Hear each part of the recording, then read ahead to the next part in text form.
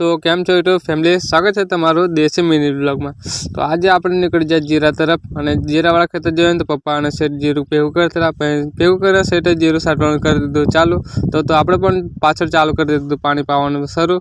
અને ઘડીક વાર તો પપ્પા અહીંયા પાણી વાળતા હતા, પછી લઈ લીધા આપણે શેઠને પણ અહીંયા પાણી વાળવામાં। 3 જણા થઈને પાણી વાળવાનું ચાલુ કર્યું તો આવી જે આપણે 10 વાગ્યા વાળી ચા અને માવાનો કેપ ચડાવીને ચાલુ કરી દીધું। ફરી આપણે પાણી પાવાનું, પાણી પાતા કઈ ખબર ના રહી અને લાઈટનો ચાર્જ થઈ ગયેલો તો પૂરો અને મોટર થઈ ગયેલી હતી આપણે બંધ। તો આપણે નીકળી ગયા વાડી તરફ અને વાડીથી પછી આપણે નાહી ધોઈને આવી જાય આપણે R15 કરીને, કારણ કે આપણે જવાનું છે રોહિશાળા માને દવાખાને લઈને।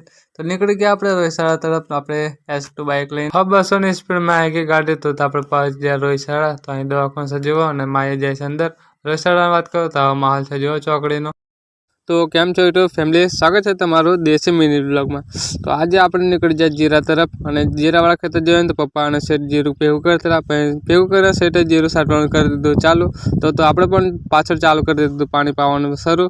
અને ઘડીક વાર તો પપ્પા અહીંયા પાણી વાળતા હતા, પછી લઈ લીધા આપણે શેઠને પણ અહીંયા પાણી વાળવામાં। 3 જણા થઈને પાણી વાળવાનું ચાલુ કર્યું તો આવી જે આપણે 10 વાગ્યા વાળી ચા અને માવાનો કેપ ચડાવીને ચાલુ કરી દીધું। ફરી આપણે પાણી પાવાનું, પાણી પાતા કઈ ખબર ના રહી અને લાઈટનો ચાર્જ થઈ ગયેલો તો પૂરો અને મોટર થઈ ગયેલી હતી આપણે બંધ। તો આપણે નીકળી ગયા વાડી તરફ અને વાડીથી પછી આપણે નાહી ધોઈને આવી જાય આપણે R15 કરીને, કારણ કે આપણે જવાનું છે રોહિશાળા માને દવાખાને લઈને। તો નીકળી ગયા આપણે રોહિશાળા તરફ, આપણે S2 બાઇક લઈને 200ની સ્પીડમાં આવી ગઈ ગાડી। તો આપણે પહોંચી ગયા રોહિશાળા। તો અહીં દવાખાનો છે જુઓ અને માએ જાય છે અંદર।